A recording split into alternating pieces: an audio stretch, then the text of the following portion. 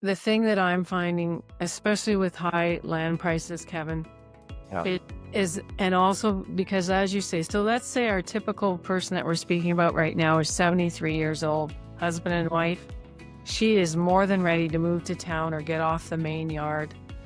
And he says, no, I'm not done yet. And so their vision for even their immediate future or the next 5 years is not aligned. And so what kinds of questions do you ask to those people in front of you who it's very clear that the spouses do not agree with what happens next? Yeah, and I think, if they're 72 and 73, they should have had that question asked them 10 years earlier. So I think the key behind this is the plan and making sure, because at 72 or 73, to now realize that your spouse doesn't want to move off the farm, how do you have that conversation?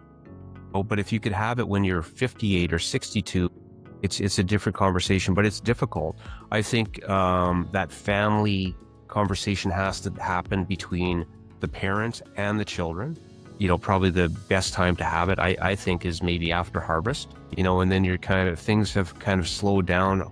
Harvest always seems like it's a stressful time, but in my opinion, it's the funnest time of the year. Yeah, and to us, it's the joy. It's what we work for all year. Yeah. And, even, this last month, I went out to Walker where I grew up and visit some of the boys that are still out there farming.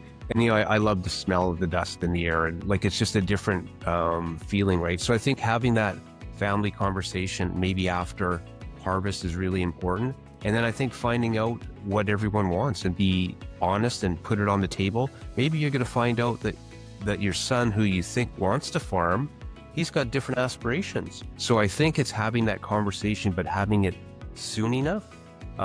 Dealing with someone at 72 and 73. Your planning window's a lot shorter. Absolutely.